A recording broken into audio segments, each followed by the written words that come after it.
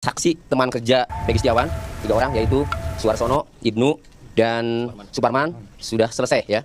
Jadi tadi luar biasa disambut baik oleh Kasubditnya yaitu AKBP Rudi Trihandoyo, luar biasa ramah. Kemudian Pak Kanitnya Pak Kompol Lini Mukhtar ya. Beliau mengakomodir ya, mempersilahkan untuk memberikan keterangan seluas-luasnya ya, tanpa batasan. Dan tadi tiga-tiganya didampingi ya. Pendampingannya saksi di depan ya, dengan depan meja penyidik, penasihat hukum di belakang. Jadi murni yang menjawab adalah masing-masing saksi.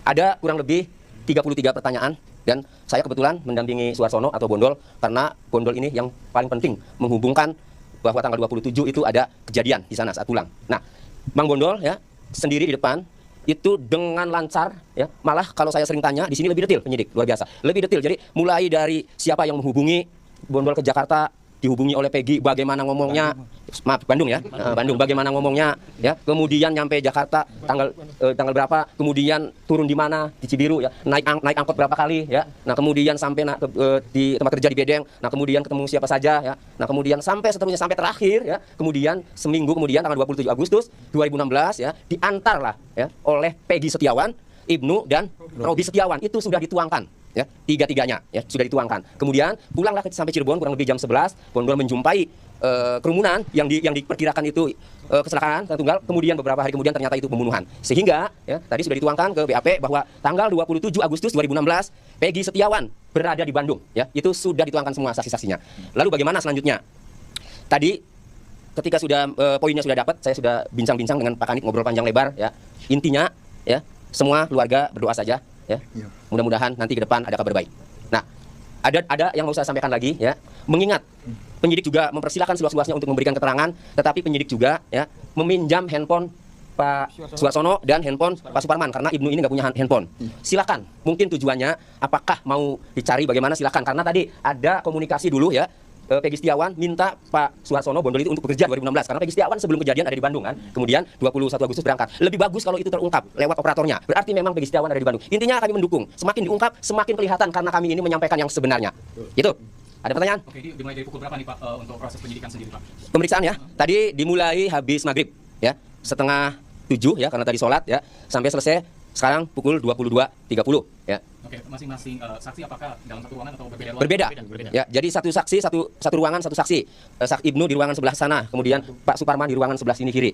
Ya, jadi dipisah-pisah. Ya. Berarti apakah betul ini setiap satu saksi didampingi 4 kuasa hukum, tetapi yang di dalam ruangan hanya diperbolehkan 2 kuasa hukum seperti itu? Ya, jadi mengingat di dalam juga sama sajalah 1-2, jadi kami tidak masalah ya. Tapi itu sudah luar biasa ya, diperbolehkan meskipun itu saksi ya. Memang dalam hukum yang berhak didampingi pengacara itu, penasihat hukum itu adalah tersangka, tetapi juga tidak ada larangan kalau saksi itu tidak boleh didampingi kan. Itulah yang membuat saya meminta agar didampingi kan. Jadi tadi untuk Mas Suarsono didampingi saya pribadi sendiri. Nah, untuk Mas Ibnu didampingi Ibu Sri dengan Pak Jeki. Nah, kemudian untuk Pak Suparman didampingi oleh Pak Suparman lagi ya.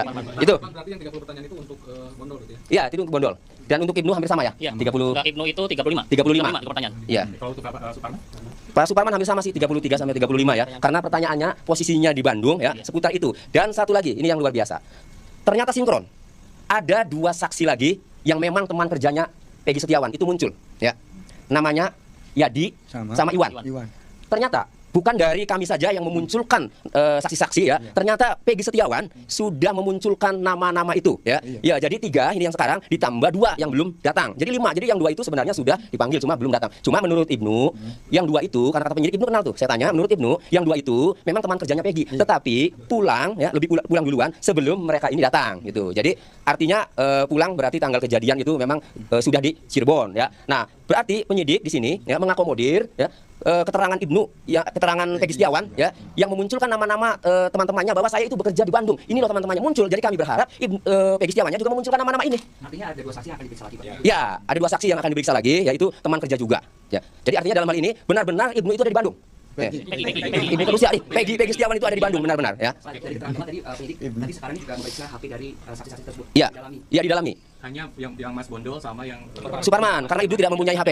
Ya. Setelah ini bakal ada pemeriksaan lagi terhadap Ibnu, Bondol dan Suparman. Ya, masih menunggu dan dipinjam HP-nya itu tadi penyidik menyampaikan kurang lebih 3 hari untuk ditelaah ya atau didalami kan. Nah, setelah itu nanti dikabari baru diberikan lagi HP-nya. Ini terkait munculnya 2 nama saksi baru itu Yadi dan juga Iwan. Keberadaannya berada di Cirebon atau di Bandung saat ini, Pak? Di mana? Di Cirebon waktu itu. Dia seminggu itu pulang itu si itu yang Yadi.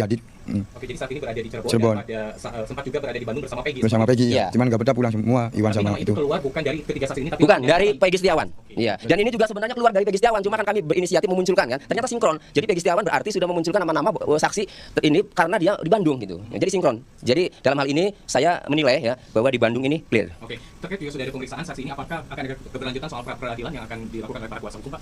Ya. Tadi saya sudah komunikasi, kita komit untuk saat ini belum melakukan langkah apa-apa karena penyidik akan sportif. Itu. Kalau penangguhan penahanan gimana? Kemarin Subatis kabarnya sudah masuk. Ya, mungkin sekalian ya. Jadi setelah pemeriksaan saksi-saksi ini kemudian didalami, kemudian dirapatkan dengan pimpinan kan, baru mengambil keputusan. Oke. Ya. Sportif itu maksudnya gimana? Ya. Sportif itu gimana maksudnya? Ya seperti itu artinya kalau memang benar-benar Peggy Setiawan ini berdasarkan fakta-fakta yang terbaru ada di Bandung, ya harus dihentikan.